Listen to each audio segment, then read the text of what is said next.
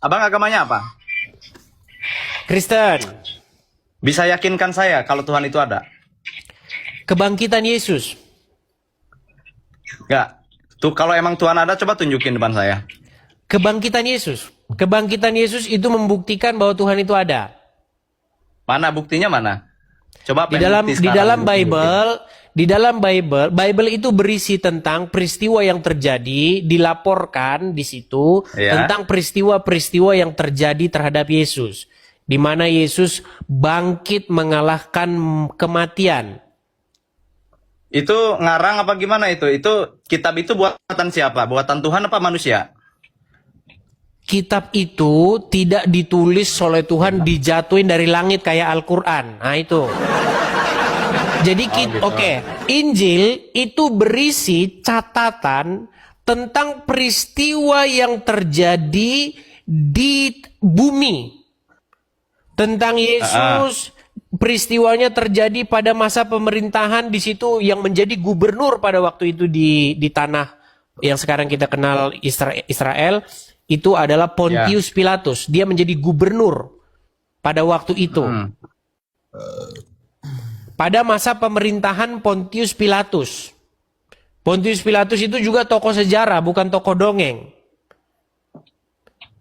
Nah, buku itu bukan jatuh dari langit. Buku itu memang ditulis oleh manusia berdasarkan apa yang terjadi di tengah-tengah umat manusia tersebut. Dan itu adalah ilmiah. Itu metode itu masih kita gunakan sampai sekarang. Contoh. Itu digunakan oleh misalnya kepolisian, kemudian jaksa, itu masih menggunakan itu. Kalau ada peristiwa, contoh, ada peristiwa korupsi. Muhammad Tengku siapa begitu, Rizal Nurdin misalnya nih, dia korupsi. Ada peristiwanya. Siapa pada waktu itu yang berkuasa? Pihak penguasa siapa? Ada jelas. Kapan kejadiannya? Ada jelas. Apakah yang seperti itu menurut Anda tidak bisa dipercaya? Apakah yang seperti itu menurut Anda melanggar kaidah-kaidah ilmiah? Saya percaya dengan orang-orang yang menulis. Cuman saya mungkin ada sedikit agak ragu tentang adanya Tuhan gitu. Ya, saya memang orang Muslim. Tapi saya ingin mempertanyakan, menurut kamu Tuhan itu seperti apa? Apakah berwujud? Bang, di dalam Bible, kalau Anda merujuk Tuhan itu kepada Bapa di surga itu tidak terlampaui akal dan pikiran manusia. Tetapi dia itu menyatakan dirinya dengan perantaraan anaknya atau Sang Mesias yang kami sebut dengan Yesus. Makanya Yesus itu di belakang ada namanya Kristus. Kristus itu bahasa Yunani artinya Mesias. Kalau bahasa Ibraninya Yeshua HaMashiach. Yesus Sang Mesias. Kalau orang Islam Isa Al-Masih. Apakah Isa Al-Masih itu tokoh sejarah? Jawabannya tokoh sejarah. Di mana dia pernah hidup, pernah datang ke dunia pada masa pemerintahan Pontius Pilatus. Dia mengalami apa? Itu tertulis dalam Injil. Dan Injil memberitakan. Dan untuk itulah Injil diberitakan. Bahwasanya kami punya pengharapan tentang kehidupan yang akan datang. Bahwa kehidupan yang akan datang itu adalah real. Adalah nyata. Karena apa? Karena Yesus bangkit. Seandainya Yesus tidak bangkit, maka saya seperti Anda posisinya di dalam agama Islam. Orang-orang yang tidak punya pengharapan. Orang-orang Islam itu adalah orang-orang yang mengimani orang mati di kuburan. Makanya wajar Anda Islam, Anda tidak percaya adanya Tuhan. Karena di dalam agama Islam, semua diceritakan oleh Muhammad dari hasil halunya. Silakan. Dari hasil halunya. Oke, Anda menjelaskan tentang Tuhan. Oke, gini, saya coba tes. Anda kan Islam ya? Ya. Anda sudah meragukan Tuhan di dalam agama Islam, setuju? Bagaimana ya? Ragu atau tidak ya? Seandainya misalkan secara ilmiah saya ingin misalkan membuktikan Tuhan itu ada, apakah boleh? Sebelum ke situ. Anda kan Islam. Ya, Anda kan tidak percaya tentang adanya Tuhan karena Anda masih Islam, betul? ya betul. Terus? Baik, saya setuju. Makanya kalau orang Islam yang sejati seperti Anda, ujung-ujungnya akan menjadi ateis. Saya sangat setuju. Karena semua yang diajarkan Muhammad tuh halu. Sekarang saya tanya Bang, coba Abang jujur. Abang jujur nggak mengakui bahwa semua yang tertulis dalam Al-Quran, hadis, semuanya halu? Setuju nggak Anda? Enggak. Berarti Anda percaya Tuhan itu ada dalam agama Islam?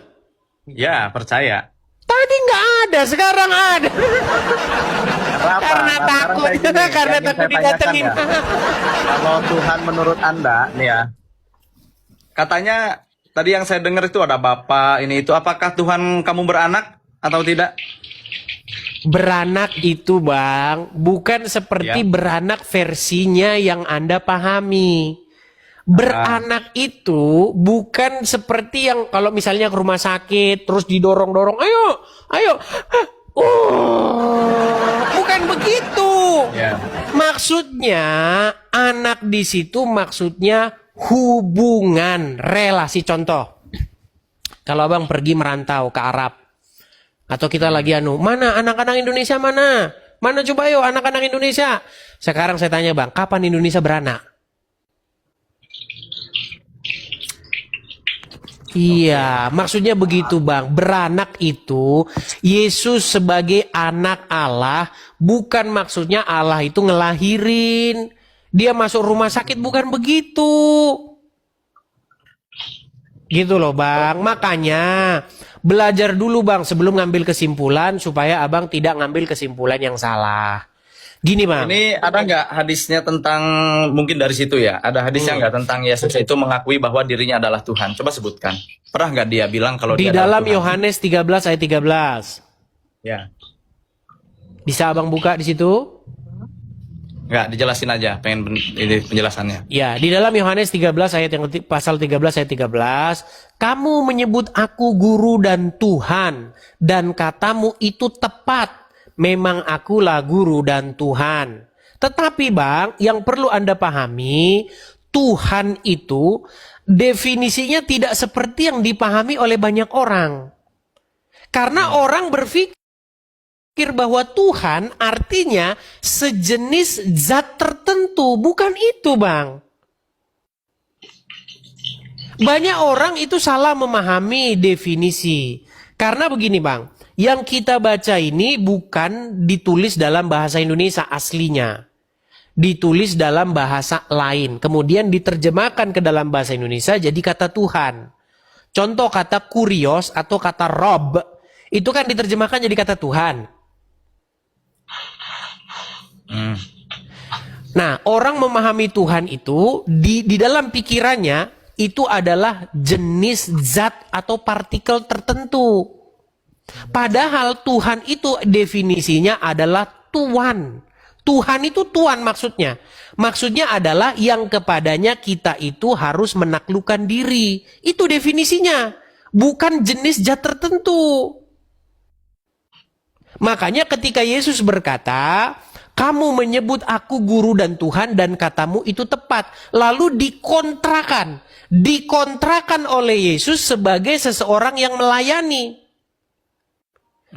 Kamu menyebut aku guru dan Tuhan, Tuan, tetapi aku melayani kamu. Aku yang adalah Tuan, Tuhan, tetapi malah aku yang melayani. Makanya dikontrakan sama Yesus kan sebagai sesuatu yang melayani. Padahal seharusnya Tuhan atau Tuan itu adalah sesuatu yang dilayani. Sesuatu yang kita seharusnya menghamba ke situ. Begitu Bang. Oke. Ntar dulu Bang, ini ada